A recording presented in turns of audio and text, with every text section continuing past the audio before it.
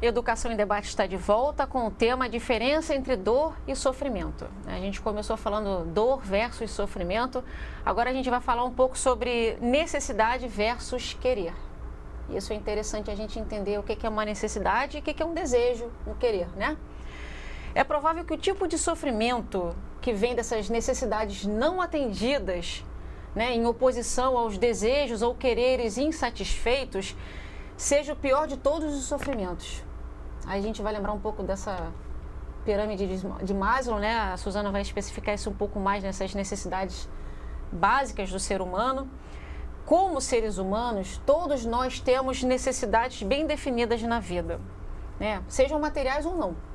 E eu trouxe aqui uma lista de necessidades essenciais: água, comida, abrigo, roupa, amor, família, educação, assistência médica, amigos, trabalho e cumprir um objetivo na vida.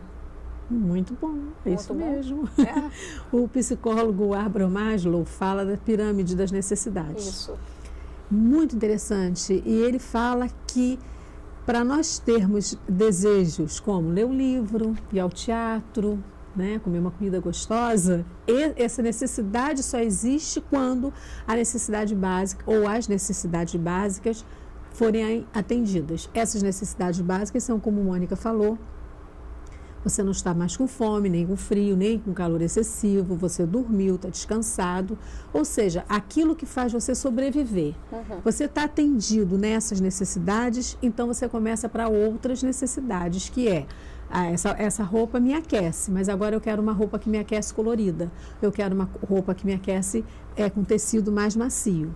Eu estou satisfeito, eu comi um pãozinho com café e passou a minha fome, mas eu estou com vontade de comer um queijo, um doce. Então, a necessidade, o desejo vem mais refinado quando essas necessidades básicas, essenciais, estão atendidas.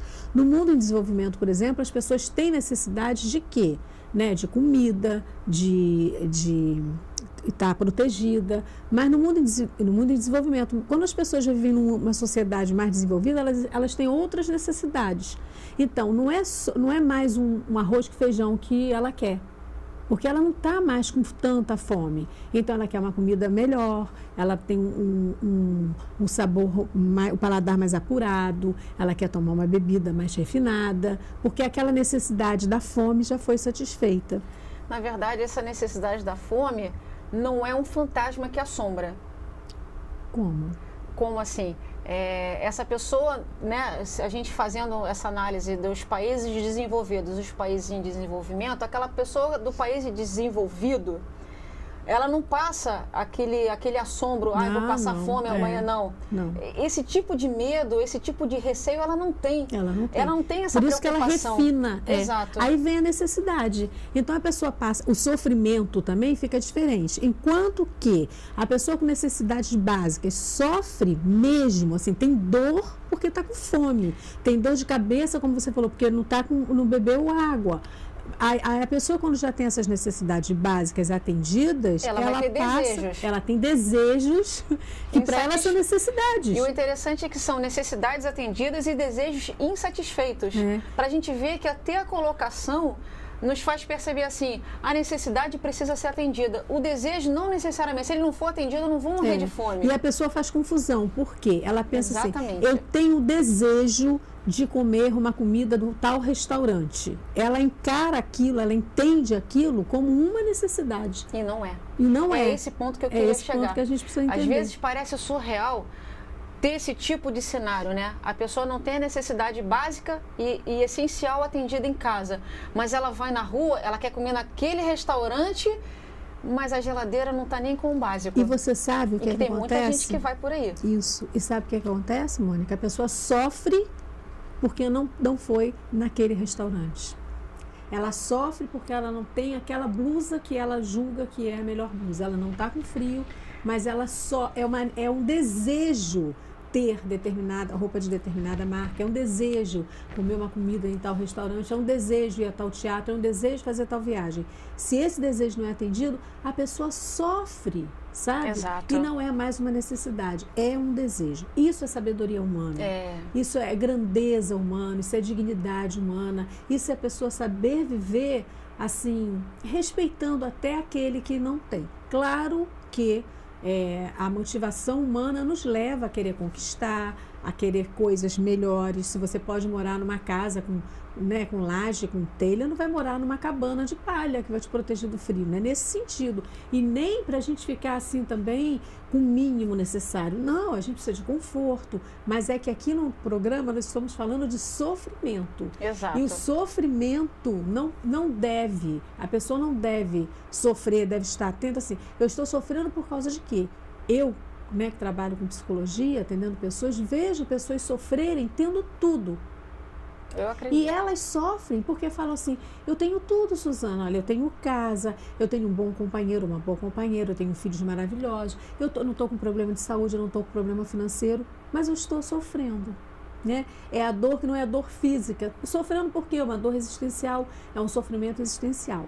Então, aí é que entra o significado da vida. O sofrimento vem da falta de sentido, da falta de significado. Então, seja qual for a situação que você esteja passando, ou porque você tem tudo, ou porque você está privado de alguma coisa, você precisa entender, essa privação é um desejo, essa privação é uma necessidade, e isso está te fazendo sofrer quanto, como. E, acima de tudo, você precisa entender que você pode minimizar ou até colocar ponto final no seu sofrimento. Estou aqui buscando um detalhe que você falou, né? A questão da coisa, né, é o quanto a gente vai sofrer e por quanto tempo a gente vai se permitir, às vezes, sofrer. O interessante que você está colocando aí, né? Os desejos são diferentes das necessidades, como a gente percebeu, né? Se não forem controlados, esses desejos vão fazer a gente sofrer. Se a gente não controla aquilo que a gente deseja, a gente sofre. Mas o interessante é que se a gente tentar um pouco, a gente vai conseguir alcançar aquilo que a gente deseja e não precisa sofrer por aquilo. O que a gente precisa são aquelas duas palavras mágicas, né? É o equilíbrio e a adequação de tudo. E a simplicidade. Então são três. Equilíbrio e simplicidade são as palavras mais bonitas da vida. A boa notícia disso tudo é que todo mundo pode controlar o sofrer baseado no querer. Com certeza. Gostei disso, viu? É controlar o sofrimento baseado no tipo de desejo que eu tenho. Né? Se a gente pudesse definir dois tipos de martírio, a gente tem dois tipos de martírio. O de ter e o de não ter. E vou falar basicamente por que seria martírio ter e não ter. Às vezes você quer uma coisa.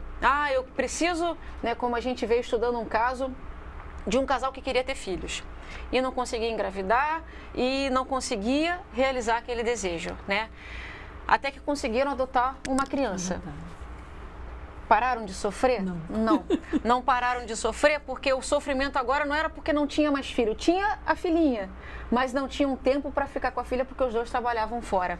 A gente começa a mexer as peças, mas o sofrimento está ali. A gente parece que é um desejo sempre insatisfeito.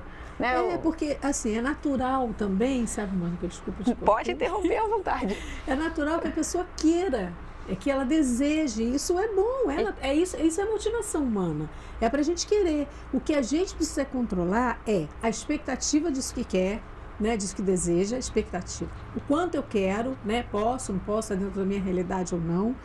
E quando eu consigo aquilo, eu preciso, então, aproveitar. Porque, claro que se eu quero um filho, como foi o caso que a gente estudou, quero um filho, aí estou sofrendo porque eu não tenho filho. Quando eu tenho filho, eu sofro porque eu tenho filho, eu tenho que cuidar do filho, eu tenho que me afastar dele porque eu vou trabalhar, eu tenho que deixar meu filho sendo cuidado por alguém. O meu filho tem dor e eu sofro com a dor do meu filho. Então, traz uma série de situações. O que a gente aborda aqui é que a dor pode fazer sofrer, o desejo também pode fazer sofrer. O desejo não atendido pode fazer sofrer. O desejo atendido também pode fazer sofrer. O sofrimento é que está à altura do seu controle. né? Você pode controlar o sofrimento. Isso. Então, assim, você riu quando eu falei assim, eu vou desejar ter 1,80 m de altura, eu vou sofrer muito. Vai ter que andar de perna de pau. De perna de pau.